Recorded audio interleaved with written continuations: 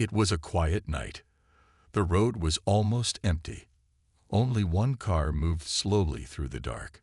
Inside the car sat a man in his late 50s. His face was strong, calm, and tired. He had just come from a funeral. A folded flag lay on the seat beside him. His name was General Elijah Ward. But tonight, no one knew who he was. He wore simple clothes, a black jacket, plain pants, nothing flashy, nothing that showed he was one of the most respected men in the country. Elijah stopped at a small gas station just outside a quiet town. The lights buzzed above. A dog barked in the distance. As he filled his tank, 2 police cars slowly rolled into the station. Inside those cars were 2 young officers, new to the job, full of pride, and hungry to prove themselves.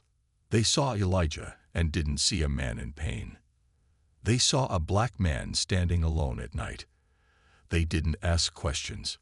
They just acted. "Sir," one officer shouted, stepping out of the car, hand already on his gun. "Keep your hands where we can see them." Elijah turned slowly, calm but confused. "Is something wrong, officer?" No sudden moves. The second cop shouted, "Turn around."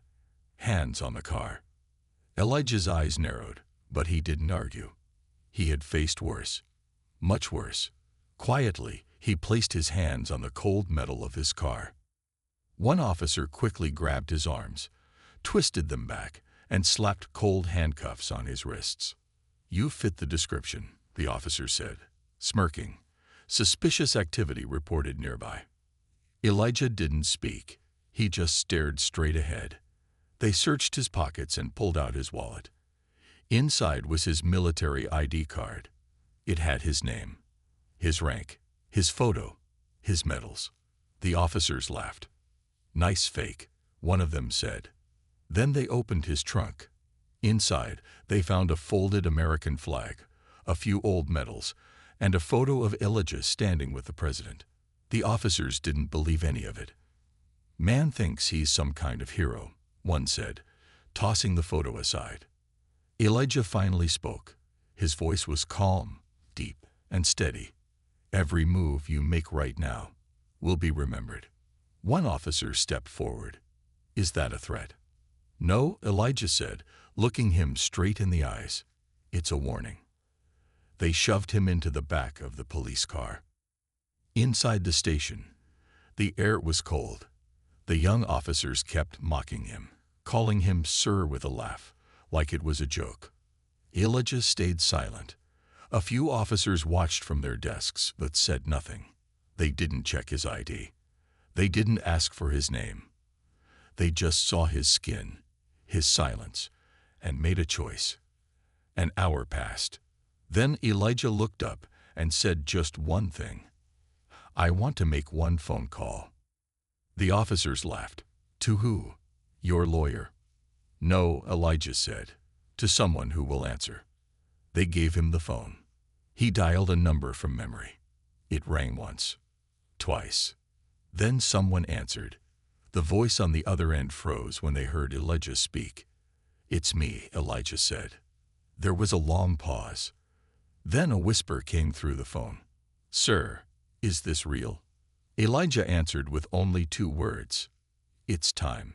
He hung up. No one in that small-town station understood what had just happened.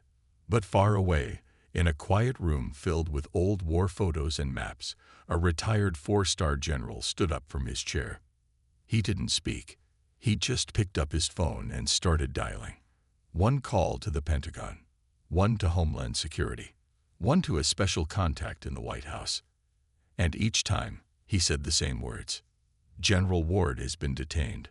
Without cause. Without respect. Get him out. Now." Back in the station, the young officers laughed among themselves. One said, "Man really thinks he's something."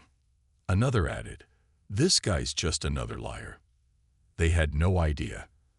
Outside, a black SUV sped down the highway, headlights off, engine roaring like a storm coming.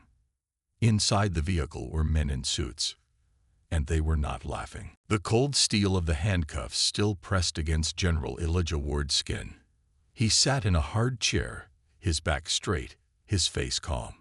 Around him, young officers laughed, joked, and filled out paperwork like this was just another boring shift. To them, he was just another man trying to act tough. No one in that small police station knew who they had arrested, and no one cared to ask. Elijah didn't speak much. He didn't need to. Years of war had taught him that silence was often stronger than shouting. He sat still, his eyes scanning the room slowly, like a soldier watching enemy movement. Across the room, Officer Mason leaned on a desk, sipping cheap coffee. He was only 23, just 2 months into the job. He wanted to impress the others. He looked at Elijah and smirked. "So," Mason said loudly, "what were you doing out there so late, huh?" Elijah looked at him, calm. "Coming back from a funeral." Mason laughed. "A funeral? Dressed like that? With all that fake army stuff in your trunk?" Another officer joined in. "What's your story, old man?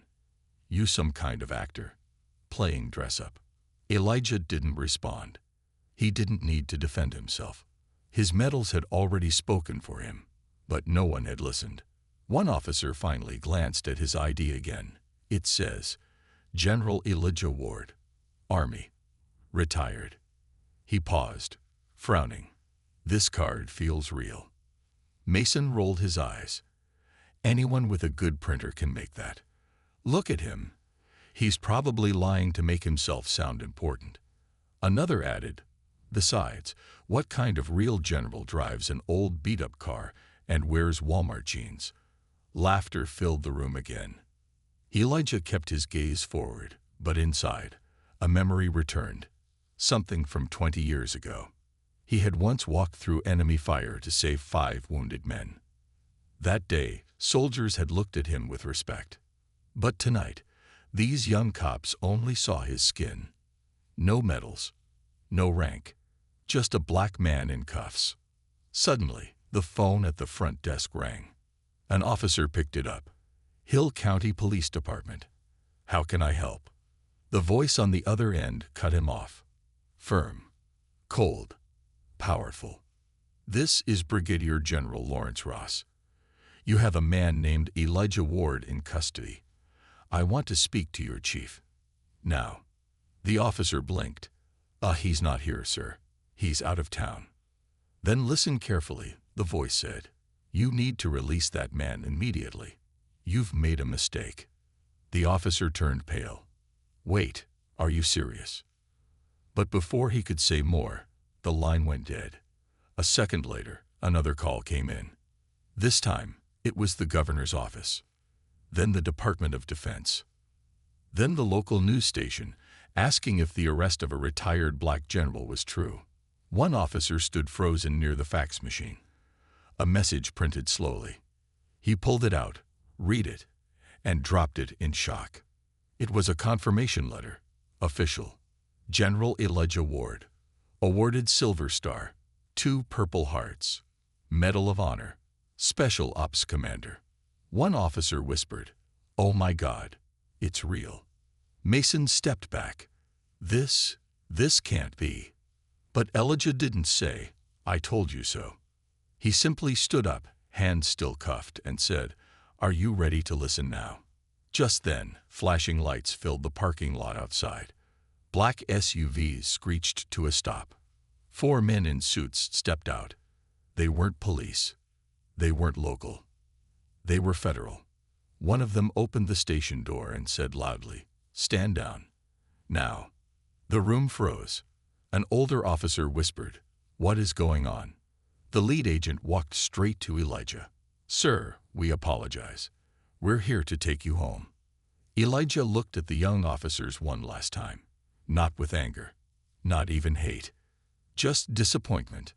He turned to the agent. "Uncuff me." The agent nodded. "Yes, sir." As the cuffs came off, the silence in the room grew heavy. The same men who laughed now couldn't meet his eyes. He rubbed his wrists and said quietly, "This isn't about me. It's about the way you see people who don't look like you." Before walking out, he turned back and said, You judged me without knowing me. You put hands on a man who gave his life for this country. But don't worry, I'm not angry. I just know exactly who you are now." With that, he stepped outside. Helicopters hovered above. News vans were already pulling in. The world was starting to learn what this small-town station had done. Inside, the young officers stood frozen. Officer Mason sat down, shaking, whispering to himself. What did we just do? The black SUVs rolled through the night like ghosts, silent, fast, focused. Inside one of them, a federal agent held a phone to his ear, speaking quickly. "Yes, sir. We have General Ward. He's safe. Situation under control." Behind him, General Elijah Ward sat quietly, looking out the window. His face was calm, but his eyes were sharp. He wasn't angry. He wasn't loud. He was thinking. Planning. The young officers had made a mistake, a big one. But Elijah knew this wasn't just about them. It was about something deeper, something that happened too often. He had made one call. Just one. And now the country was beginning to feel the impact. 5 hours earlier, Washington, D.C., a red phone rang in a quiet military office. General Lawrence Ross, now retired, stood in his study, reading an old war report. When the phone rang, he picked it up without looking. "Ross," a familiar voice answered. "This is Elijah." General Ross froze. The paper in his hand dropped to the floor. "Elijah," he whispered, "is this real?" There was a pause. Then Elijah's voice came again, steady as ever. "It's time." That was all. But that one phrase meant something big. It was a code they used long ago. A code only a few men alive would remember. A code for an emergency. Not war, but something personal. Ross didn't ask questions. He moved like lightning. He grabbed his phone and started making calls. First call, the Pentagon. He spoke directly to an old friend, a general still in service. "General Ward has been arrested. No charges. Small town. Racial profiling. They don't know who he is." Silence. Then, "I'll take care of it." Within 10 minutes, military officials were sending out alerts, tracking Elijah's location, and preparing response teams. A jet was ready to fly in. A federal escort was dispatched. Second call, Homeland Security. "He's been detained unlawfully," Ross said firmly. "Fix it now." Quietly. The department activated their internal crisis response unit. Agents were sent to the town. The media was warned, briefly, but couldn't be held off for long. Third call, the White House. Ross didn't speak to the president directly, but he didn't need to. He called the chief of staff. "He's the man who led our most dangerous missions. He's a national hero. You need to understand something. If this story goes public before we fix it, it'll explode." The chief replied, "We'll get ahead of it. Consider it handled." Back in the town, the small police station was no longer in control. Officers inside were confused, scared. Their radios buzzed with strange calls. Then news vans arrived. Journalists stepped out, already recording. The sheriff, who had just returned from a trip, stared in disbelief as he saw the black SUVs, the agents in suits, and his own men standing pale and quiet. He walked inside and asked, "Who's in charge here?" No one answered. One of the officers handed him a printed page. The sheriff read it. His hands shook. "General Elijah Ward." "That General Ward," he whispered. He looked at Mason and the other young cops. "What did you idiots do?" No one could answer. Meanwhile, the news had started to spread online.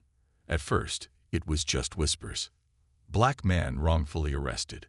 Veteran disrespected by small-town police. General Ward handcuffed without reason. Then a journalist posted a photo of Elijah's ID. Then a photo of him receiving a medal from the president. Then a clip from a speech he gave about honor and race in America. Within 1 hour, The story was on every major news channel. Inside the SUV, one of the agents turned to Elijah. "Sir, we've contacted your family. They're safe. We've also contacted the press. Do you want to make a statement?" Elijah shook his head. "Not yet. But, sir, everyone is watching." "I know," Elijah said. "Let them watch." He looked out the window again. "I'm not done." At a military base nearby, an emergency meeting had begun. Top officials sat around a table, papers in hand. "This isn't just about General Ward," one said. "It's about what happens when the country forgets who its heroes are." "We need to protect him," said another. "Not just his name, but his message." They all agreed. Elijah Ward wasn't just a retired soldier. He was a symbol. Back in the town, protesters had started gathering. Some held signs, "Respect our heroes," honor, not hate. "Justice for General Ward." The sheriff stepped outside, looked at the crowd, and then down at his badge. For the first time in 25 years, it felt heavy. He walked up to the agents near Elijah's SUV. "I want to apologize," he said softly. Elijah stepped out of the car. He looked the sheriff in the eyes. "Do you even know what I did for this country?" The sheriff nodded, ashamed. "Now I do." Elijah's voice was calm. "You should have known before you put cuffs on my wrists." He walked past him, slowly, with dignity. Cameras flashed. People cheered. Some cried. Final scene of Part 3. At a press room in Washington, a large screen lit up. An image appeared. Elijah Ward in uniform, medals shining on his chest. A reporter asked, "What happens now?"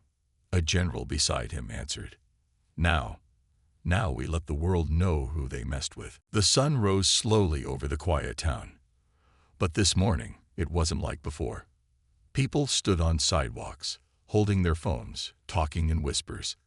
TV vans lined the street. Reporters spoke in front of cameras. Soldiers in uniform moved through the crowd. And in the middle of it all, one name was on every screen, every mouth, every headline. General Elijah Ward. A man this town had handcuffed.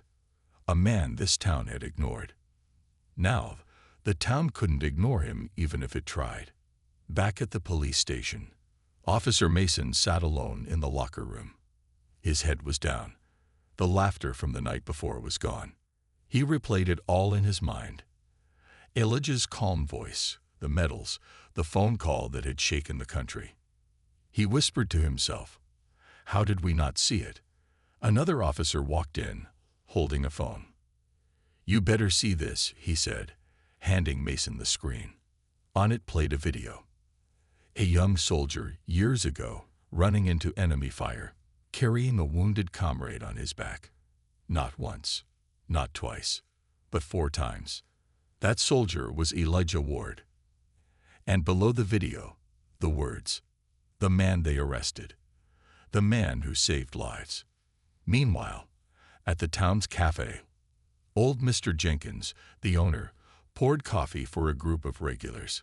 For 20 years, they had sat in the same seats, talking about weather, football, and local gossip. But today was different. "I remember him now," Jenkins said, his voice low. "He came in once, maybe 5 years ago. Quiet man, ordered tea, wore a small pin on his coat. One woman asked, 'Didn't he used to live here?' Another replied, 'I think so. Or maybe just outside town, near the woods.' Then someone else added, 'Doesn't matter. We all saw a black man at night and assumed the worst.' Silence. They looked down, ashamed. Outside, more people gathered in front of the police station. Some held signs of support. Others held signs of anger. One read, 'Your badge doesn't erase your bias.' Another, 'This town owes him more than an apology.' At the local high school, inside the history classroom, a teacher paused her lesson. She turned to her students and said, 'Today, we're going to learn about someone special. Not from a book, from real life.' She showed a photo of Elijah Ward standing with soldiers in a dusty war zone. "This man was arrested last night by officers from our town," she said softly, "because they didn't ask questions, because they judged him by his color, not his character." The class sat silently. One student raised his hand. "But he's a hero. Why would they treat him like that?" The teacher took a deep breath.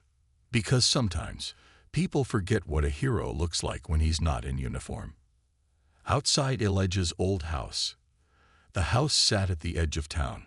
Small, simple, empty for years, overgrown grass, broken fence. But this morning it was surrounded. Not by police, not by soldiers, by neighbors, old neighbors. Some held flowers, others carried small American flags. They had come to say sorry, even if no one answered the door. One woman whispered, "I remember when he used to shovel snow for the older folks, never asked for anything." Another said, "He gave his medals to raise money for the community center. And we forgot him." They left the flowers by the gate. They left their shame behind too. Back at the sheriff's office, Sheriff Coleman sat at his desk, staring at the news playing on the screen. Reporters called it the arrest that shook the nation. People online were demanding his resignation. Others asked for justice, training, change. His phone rang. Again. This time, it was the mayor. "You need to speak publicly," she said. "People want answers." The sheriff rubbed his forehead. "We didn't know who he was." The mayor's voice turned sharp. "That's the problem. You didn't ask." He hung up and stood slowly. He looked at the wall behind his desk, a wall filled with awards, honors, and certificates. Then he looked down at his own hands. "I've been wearing this badge for too long," he said to himself, "to not know what justice looks like." A message from Elijah. At noon, the screens across the country lit up again. Elijah Ward appeared on video. He stood outside the base, wearing a simple black suit. No medals, no anger, just truth. "I've served this country for over 30 years, he said. "I've led soldiers into war. I've brought men home in body bags. I've watched brave young people die for a flag that many still don't understand." He paused. "Last night, I was handcuffed, not because of what I did, but because of how I looked." The cameras zoomed in. "This isn't just about me. This is about every person who's been judged before being heard. It's about the towns that turn their backs, the systems that stay silent, and the good people who don't speak up." He looked straight at the camera. "To the people of the town where I was arrested, I forgive you, but I won't forget, and I won't stay silent." The crowd had left. The town had quieted down. But inside the hearts of many, a storm was still raging. Some felt guilt. Some felt shame. Others felt something new, respect. And at the center of it all was one man, General Elijah Ward. He had spoken to the world, calm, brave, strong. But what the world didn't know was this. That night, after the cameras were off, Elijah didn't return to a hotel or a military base. He returned to a place where his story began. The old storage unit. It stood on the edge of town. Rusty. Forgotten. Inside were boxes that hadn't been opened in years. Elijah unlocked the door and stepped inside. Dust danced in the air as he pulled out one box marked Memories. He sat on an old wooden stool, opened the box, and pulled out the first item. A Medal of Honor. It sparkled even in the dark, untouched for years. He held it gently in his hand, then smiled sadly. Flashback. 20 years ago. The desert was hot, loud, terrifying. Bullets flew across the air. Explosions shook the ground, and soldiers shouted over the chaos. A young Elijah ran into the open, grabbing a fallen soldier. "Stay with me," he yelled, pulling the man to safety. He didn't stop after one. He went back again, and again, until every man from his unit was out. His hands were bleeding. His uniform was torn. But his spirit, unbroken. That night, the president himself called Elijah a lion among men. He was awarded the Medal of Honor. Back to the present. Elijah placed the medal on his lap. But instead of pride, he felt something heavier. Not regret. Something deeper. Loss. So many of his brothers in arms were gone. Some to war, some to pain, some to silence. He pulled out another item. A photo. It showed 5 soldiers smiling beside a tank. Young. Hopeful. Alive. One of them had written on the back, "No matter what happens, we stand tall." RG. RG was one of the first soldiers Elijah had ever led. He had died in a battle that no one talks about anymore, and Elijah had carried his body back himself. A visit to RG's family. The next morning, Elijah drove 2 towns over to a small house with yellow flowers in the front yard. An old woman opened the door. Her eyes widened. "Elijah," she gasped. He nodded. "Yes, Mom." She hugged him tightly, tears falling. "You're always welcome here," she whispered. They sat in her living room, talking about RJ, about the war, about life after uniforms. Then Elijah reached into his coat and pulled out the medal. "I think this belongs with someone who understands its weight," he said. He placed it gently in her hands. She looked at him with trembling fingers. "Elijah, this is your honor." He shook his head. "No, it's our burden. You lost a son. I lost a brother. And yesterday I was reminded again how quickly this country forgets its own." Back in town, news of the medal spread quickly. People couldn't believe it. He gave away his Medal of Honor. Why? Who does that? And yet, those who understood him weren't surprised. A local war vet named Hank said it best. "Elijah doesn't wear his medals on his chest. He carries them in his heart." Mason watches the news. Back at the station, Officer Mason watched the news.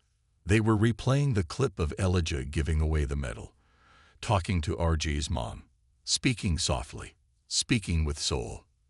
Mason felt something break inside him. He had grown up in this town. He had joined the force to protect people. But that night, he had disrespected a man who had done more for this country than anyone in the room. He turned off the TV, walked to his locker, and took out his badge. He stared at it for a long time. Then he picked up his phone. A message to Elijah. The message was simple. "Sir, this is Officer Mason. I don't deserve forgiveness, but I need to speak with you, man to man, soldier to soldier." He pressed send. Then he waited and waited. But no reply came. Not yet. The town had been quiet for days. Shops opened late. Schools felt strange. People walked with heavy hearts. It wasn't because of a storm or a loss in sports or even a crime.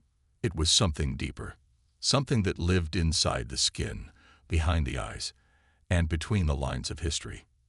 They had handcuffed a hero, and now they didn't know how to say sorry. The meeting was called. At the center of town stood the old community hall. The mayor had called for a town meeting.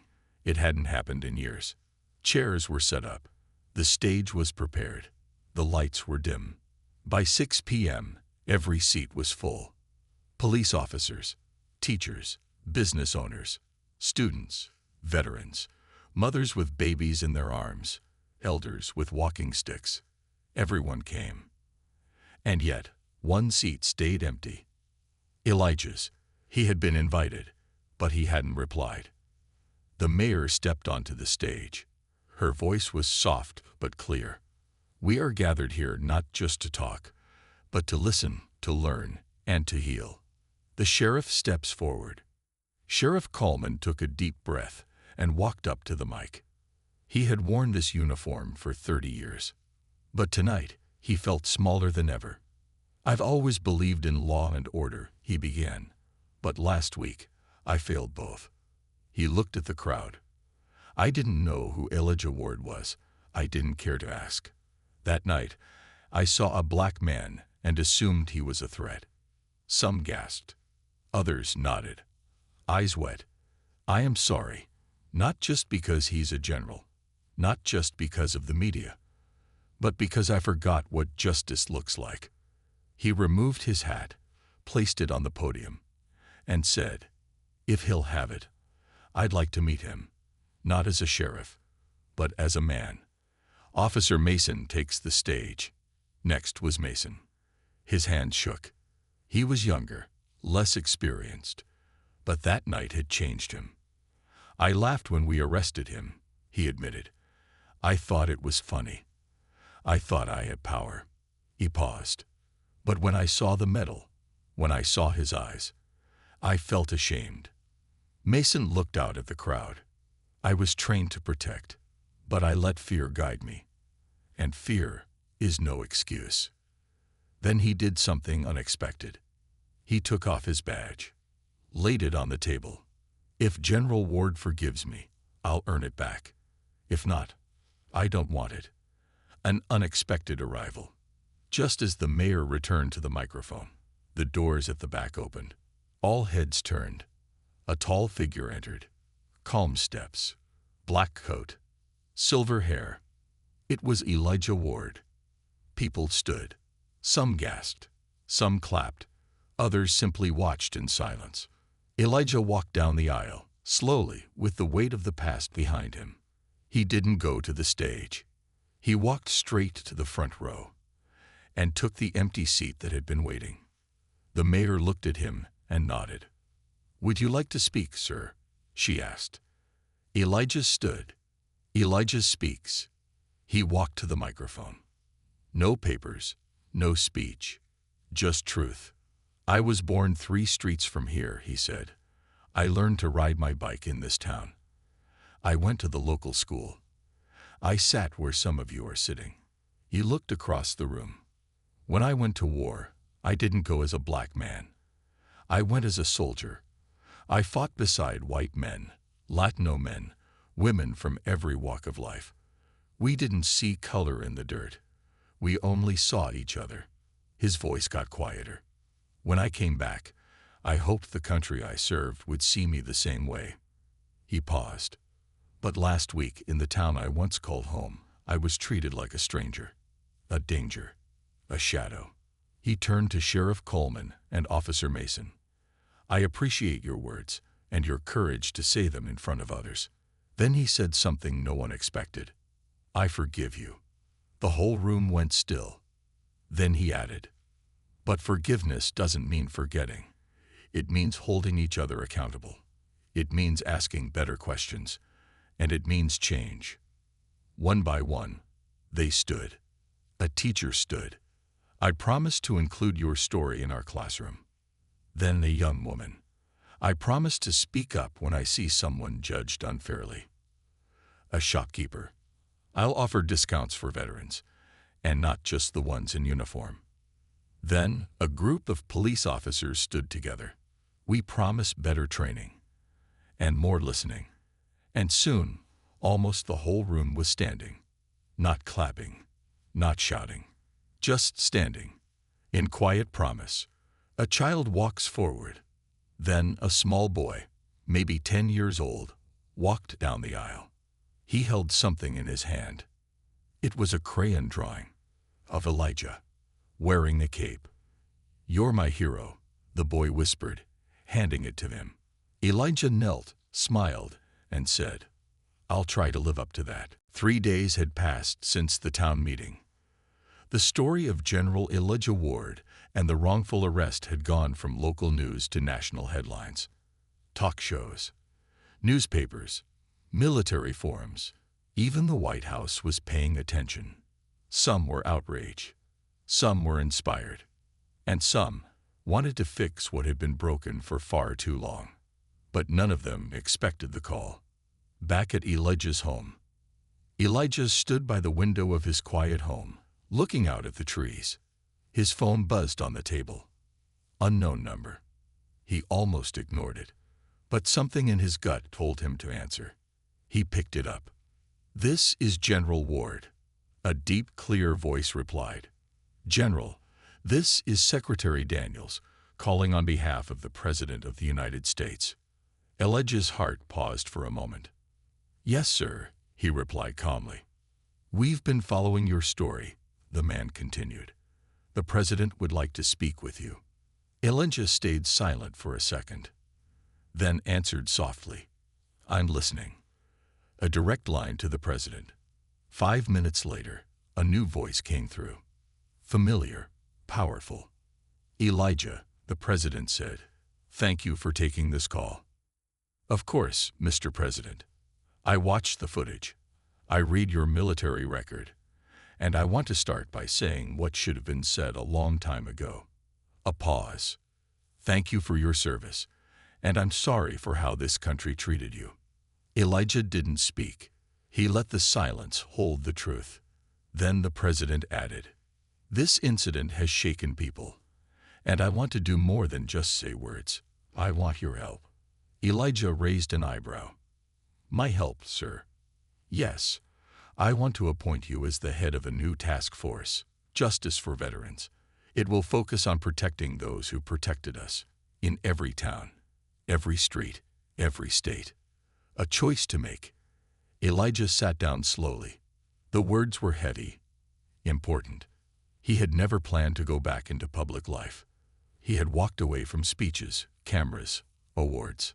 But maybe this wasn't about him. Maybe this was about others like him. Veterans, forgotten heroes, those judged by color before character. He thought of RJ. He thought of the little boy who gave him the drawing. He thought of the crowd in the town hall, standing silently, hearts open. And then he said, "I'll do it." News breaks across the nation. The next morning, headlines exploded. Wrongfully arrested black general chosen to lead National Justice Reform Task Force. President taps war hero to protect veterans' rights after viral incident. Elijah Ward, from shackles to power. People across the country celebrated. Veterans cheered. Military families cried. Even those who once doubted him now stood in awe. But one reaction stood out the most. Back in the small town, Officer Mason watched the news on his laptop. He saw Elijah standing beside the President, shaking hands, cameras flashing. And Mason smiled, truly smiled, for the first time in days. He knew now that what happened that night wasn't just a mistake. It had become a turning point. The school assembly. Meanwhile, at the local school, the principal held an assembly. Students watched Elijah's story on a projector. Some gasped, some clapped, but one girl raised her hand. "Miss," she asked, "why didn't anyone stop it when they saw it was wrong?" The teacher's answer was simple. Because they were silent. But now, they found their voice, and so have you. Then she added, "And General Ward reminded the world that even heroes need protecting." A letter from RG's mother. That night, Elijah returned home to find a letter on his doorstep. It was from RJ's mom. "Dear Elijah, I watched you today. I saw how you stood beside the President, and I just wanted to say thank you, not just for RJ, but for every mother like me. You gave us more than medals. You gave us hope. Always, Martha." Elijah held the letter to his heart and closed his eyes. 3 years had passed. The world had changed. Some change came slow, like old walls cracking. Some came fast, like a wave crashing through silence. But one thing was certain. Elijah Ward changed the way people saw veterans. He changed how they saw race, respect, and remembrance. And today, the country was gathering again. The statue. In the heart of Washington, D.C., crowds were forming. Cameras were set. News crews buzzed. Children sat on shoulders. Old soldiers stood tall in wheelchairs. At the center of the crowd stood something covered by a large white sheet. Next to it stood a tall podium, a flag, a microphone. The President stepped forward. Behind him, generals, senators, celebrities, ordinary people, all waiting. Back home, Elijah's chair is empty. Back in his quiet town, Elijah's small home stood still. The porch light was on. But Elijah wasn't there. His chair rocked slowly in the breeze, empty. The truth, Elijah had passed away 1 week ago. Peacefully, quietly, at the lake he loved. No pain, no noise, just the sound of water, wind, and stars. He had left a simple note. Don't cry for me. Just carry it forward. Back to the ceremony. The president's voice came over the speakers. Ladies and gentlemen, today we honor not just a soldier, not just a general, but a man who reminded us of our duty, to respect those who served, and to protect the soul of our nation. He stepped to the side. A child, yes, the same boy who once drew Elijah with a cape, came forward. Now older, taller, he pulled the cloth down, and the crowd gasped. The statue of Elijah Ward. It was strong, carved in bronze. Elijah stood tall in his military uniform, not with a weapon, but with his hand on a boy's shoulder. The plaque read, General Elijah Ward, a hero who fought for peace at home and abroad. Beneath it, because respect has no uniform, tears filled eyes. Some clapped, some saluted. Most simply stood in silence. And then, one by one, veterans from across the country stood, not because someone told them to, but because they felt it. Across the country, in schools, kids learned his name. In police stations, new training was named after him. The Ward Protocol, a system built to protect veterans and prevent racial profiling. A foundation in his name now helped jobless soldiers. A book about his life became required reading in military academies. And in homes across the world, people told their children, there once lived a man named Elijah Ward. He didn't ask for fame. He asked for fairness. And he gave the world both. Final scene, the lake. Back in the small town, an old man walked to the edge of the lake. He was slow but steady. In his hand, he held a folded flag and a single white rose. He placed both on the dock.